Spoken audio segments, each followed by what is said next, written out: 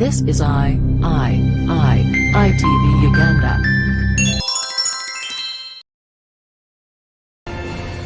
Guno gwe muzimu gw'embaale. Lumos Maxima! Lumos Solem! More murder! Buffalato. Next.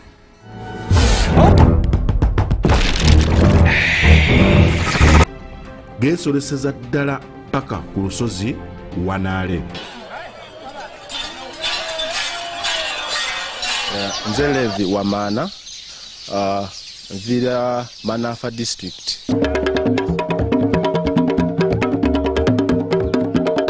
Nika ono eyatambuza ebigere okuva embaale abitugire ku ntono. Ababuusaako yenze musaaca. Mbalamusizza nnyo bannafulumi n'abatulaba ku ITV era mbaaniriza mu pulogulaamu yaffe eno ey'obutabo nga tuli ku katabo akamanyiddwa nga omuzimu gw'embaale akabatuusaako Wampita Walumezi Mugoya okuva ku kyalo eky'ebuwaasu eWanaale mu Mbale disitulikiti. Ndi mutabani wa Wadundu Weesinga era muzzukulu wa Nazaami, muzzukulu wa Wagooli, muzzukulu wa Mugoya. Wetwogerera mu katabo kano tugenda okutandika n'essuula esooka egamba nti no emisambwa gy'embalu gitabaala ensozi. Katutandike okukasoma. Lumu nawerekerako mwannyinaze Nabutanyi okutyaba enku mu kibira. Twasanga omukazi omuwanvu ng'anaabira mu mugga okumpi n'amayinja g'olusozi. Yali ayimiridde butengerera mu kidiba ky'amazzi ng'atukubye omugongo.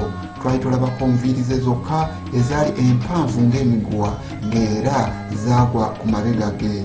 Buli lwe yakutamanga okweyiira amazzi obunyonyi obwali mu kibira ne bukungiriza ng'obulabi omusota.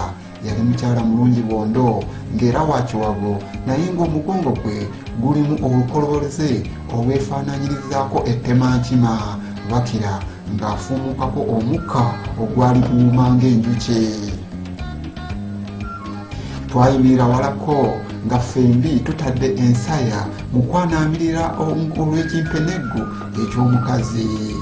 Awo Nabutanyi kwe kuŋŋamba nti Walumezi kiratuddeyo, oyo alabika si muntu.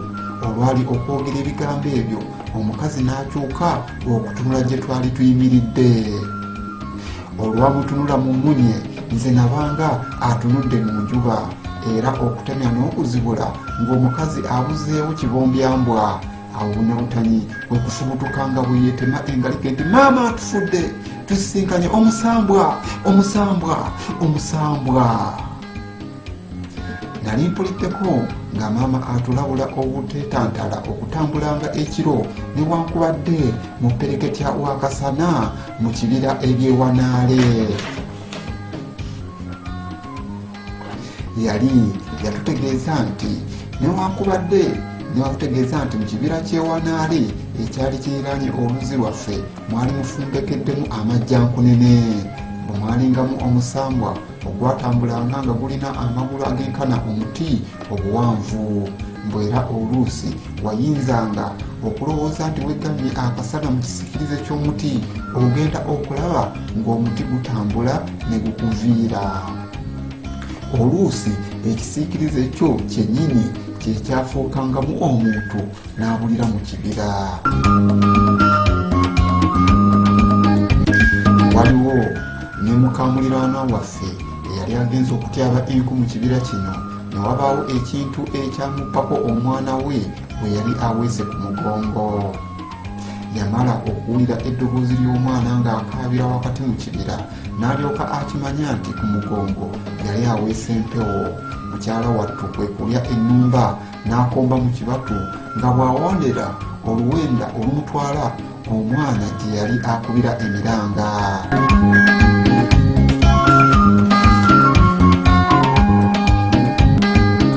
Naye gye yakoma okwesogga ekibira n'eddoboozi ly'omwana wewe gye lyakoma okweyongerayo munda. Era yagenda okuddamu akategeera nga gy'avudde ne gy'alaga takyalabayo.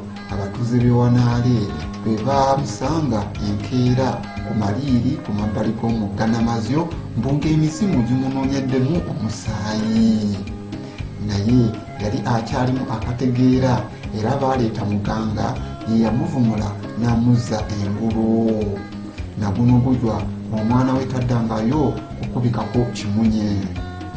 Ate omu ku batuuze eyagezaako okutema omuti mu kibira ogwali gumaze emyaka n'ebisiibo teyalutonda, anti mbu yali anaatera okugusuula ku ddimwa ne gufubutukamu omukazi eyaddukanga nga bwakuba enduulu.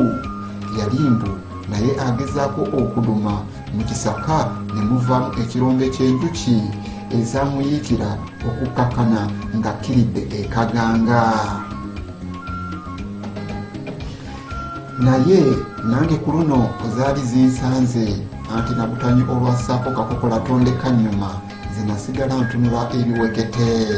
Bwe nagezaako okusenvula ku bigere nga byombi bisanyaladde tebikyava mu kifo. Nagenda okuwulira ng'amaloboozi g'abakazi googerera kumpi ku buli ludda, naye nga tewali muntu yenna bwendabako. Bwe nagezaako okwasamya akamwa mpube ku nduulu ng'eddoboozi terikyavaayo. Awo nenkimanya nti eyanjalula yali esiridde. Bwe neebunguluza amaaso gange okwetegereza embeera, nagatuusiza ku kintolooto ky'omusajja kinviivi eyakuza ekirevu ekyeru omwabulira omumwa gwe awamu n'ennyindo. Yalina emikono nga mimpi naye ng'enjala zaamu mpanvu okuva kuno ne gye nanywa amazzi. Yali ayambadde ekkanzu njeru naye ng'atambula asindogoma nga gwe bafumita. Bwe yantunuuliza amaaso ge agaali gaddugala ng'enziiziiri n'enkuba emiranga okukoowoola mmange, naye era eddoboozi ne ligaana okuvaayo. Waliwo n'abaana abawala babiri abaali bazze okukima amazzi, nabo olwalengera ekijjolooto nga kinneebunguludde ne bafunya enkoggo nga bwe bakuba enduulu nti wowe mutuyambe tusisinkanye omusambwa, mutuyambe omusambwa, omusambwa, omusambwa.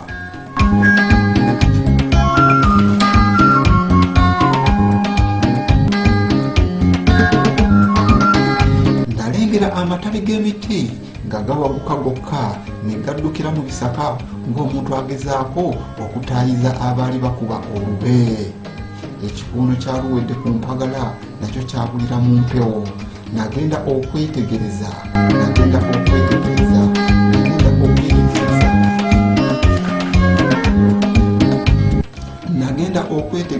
we nali nnimidde ng'ekkubo eridde eka sikyaliraba. Bwe natunula waggulu nalaba ng'obudde bufuuse bwa kiboggwe nga n'enjuba eringa emaze okuzingako ebikunta byayo. Neeyongera okunoonya ekkubo nzire eka naye nga ekibira kyeyongera kukwata nzikiza. Abakadde baali baatulabula dda nti bw'obulira mu kibira kyonna ekyewanaale ne kakutanda n'oyatula ekigambo nti mbuze, nga kwolwo okimanya nti weeretedde wekka kalumusambulira.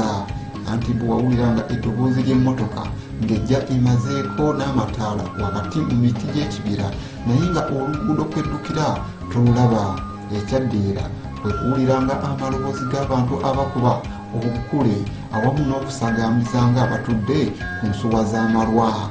Nange olwakimanya nti nali mbuze nerema okwatula nti mbuze. Bwe ntyo ne neeyongerayo mu kibira munda nga bwe nnoonya. Nawuliranga amaloboozi g'abantu abali mu mboozi zaabwe naye nga tewali n'omu gwe ndabako.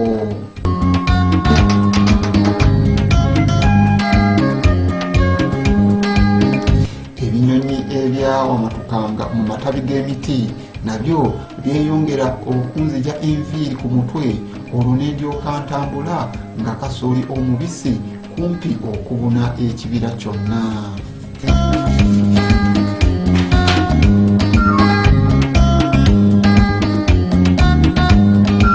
Tukyagenda mu maaso n'akatabo kaffe kano akamanyiddwa nga omuzimu gw'embaale, era nga tuli ku ssuula esooka nga eno erina omutwe ogugamba nti emisambwa gy'embalu gibulira mu nsozi.